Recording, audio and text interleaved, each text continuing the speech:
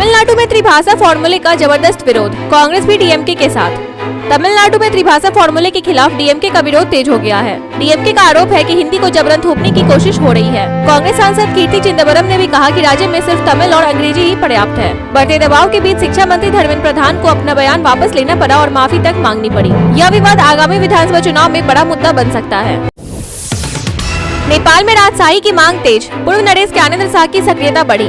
नेपाल में राजशाही की बहाली की मांग जोर पकड़ रही है। राष्ट्रीय प्रजातंत्र पार्टी के नेतृत्व में हजारों लोग सड़कों पर उतर आए हैं। पूर्व नरेश ज्ञानेंद्र शाह की सक्रियता इस आंदोलन को और हवा दे रही है। काठमांडू में उनके स्वागत में निकली रैली में यूपी सीएम योगी आदित्यनाथ की तस्वीर दिखने से विवाद और बढ़ गया। जनता आर्थिक संकट और भ्रष्टाचार से तंग आकर राजशाही की वापसी की मांग कर रही है। फर्जी नौकरियों का जाल, म्यांमार से 283 भारतीयों की वापसी, एमईए की सख्त चेतावनी। भारतीय विदेश मंत्रालय ने म्यांमार से 283 भारतीयों को सुरक्षित वापस लाने के बाद विदेश में नौकरी के इच्छुक लोगों को सतर्क रहने की सलाह दी है। फर्जी नौकरी के झांसे में फंसकर ये नागरिक म्यांमार पहुंचे थे। भारत सरकार लगातार ऐसे रैकेट का पर्दाफाश कर रही है। भारतीय वायुसेना ने थाईलैंड से इन नागरिकों को वापस लाया। एमईए ने नियोक्ताओं और भर्ती एजेंटों की सांख जांचने की चेतावनी दी है। चैंपियंस ट्रॉफी जीत का जश्न मना रहे लोगों पर लाठीचार्ज, भाजपा ने कांग्रेस सरकार पर साधा निशाना। तेलंगाना पुलिस पर चैंपियंस ट्रॉफी में भारत की जीत का जश्न मना रहे लोगों पर लाठीचार्ज करने के आरोप लग रहे हैं। भाजपा नेता अमित मालवीय ने इसका वीडियो साझा कर कांग्रेस सरकार को घेरा। उन्होंने सवाल उठाया कि क्या कांग्रेस शासित राज्यों में जश्न मनाने पर भी पाबंदी लगाई जा रही है। यह घटना हैदराबाद के दिलखुश नगर और करीमनगर में सामने आई। फिलहाल इस पर कांग्रेस या तेलंगाना पुलिस की कोई प्रतिक्रिया नहीं आई है। जादवपुर यूनिवर्सिटी में फिर बवाल, फ्री फिलिस्तीन और आजाद कश्मीर नारों पर मचा हंगामा। कोलकाता की जादवपुर यूनिवर्सिटी एक बार फिर विवादों में है। यूनिवर्सिटी की दीवार पर फ्री फिलिस्तीन और आजाद कश्मीर जैसे नारे लिखे जाने के बाद बवाल मच गया। कोलकाता पुलिस ने वामपंथी छात्र संगठन पीडीएसएफ के समर्थकों के खिलाफ मामला दर्ज किया है। इससे पहले 1 मार्च को भी यहाँ हिंसा हुई थी, जब छात्रों ने शिक्षा मंत्री प्रत्यय बसु की गाड़ी घेरकर तोड़फोड़ की थी। यूनिवर्सिटी कैंपस में बढ़ते विवादों से माहौल गरमाया हुआ है।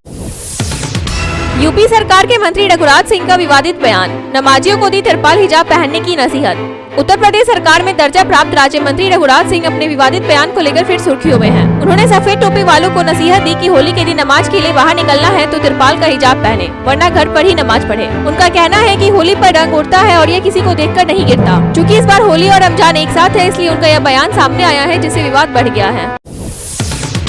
आईफा अवार्ड जीतकर बोले रवि किशन, अब मैं यह नहीं कहूँगा जिंदगी झंडवा।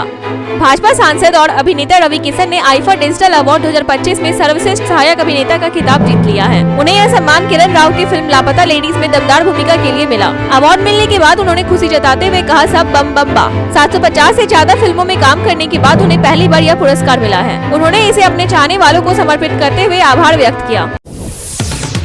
आपने बीजेपी को घेरा, होली पर मिलेगा मुफ्त सिलेंडर या फिर निकलेगा जुमला।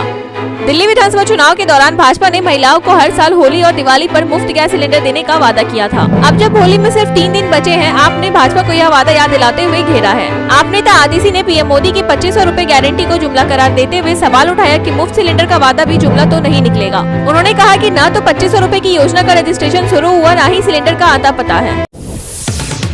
24 मार्च से दिल्ली का बजट सत्र, सीएम रेखा गुप्ता पेश करेंगी पहला बजट। दिल्ली का बजट सत्र 24 मार्च से शुरू होगा, जिसमें 25 मार्च को बजट पेश होने की संभावना है। इस पर विधानसभा में प्रश्नकाल की वापसी होगी, जिससे विधायक मंत्रियों से सवाल पूछ सकेंगे। सीएम रेखा गुप्ता जो वित्त विभाग में संभाल रही है, खुद बजट पेश करेंगी। नई सरकार को पुरानी मुफ्त योजनाओं के साथ साथ महिलाओं को 2500 रुपए देने के वादे को भी पूरा करने के लिए बजट तैयार करना होगा।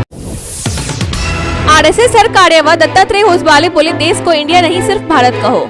आरएसएस की सर कार्यवाह दत्तात्रेय होसबाले ने देश को इंडिया नहीं बल्कि भारत कहने की वकालत की है। नोएडा में विमर्श भारत का पुस्तक विमोचन के दौरान उन्होंने सवाल उठाया कि देश को 2 नामों से क्यों जाना जाता है। उन्होंने कहा, भारत है तो भारत ही कहो। G20 सम्मेलन में रिपब्लिक ऑफ भारत लिखे जाने का जिक्र करते हुए उन्होंने इसे सही दिशा में उठाया गया कदम बताया और कहा कि अब इसे पूरी तरह लागू करना होगा।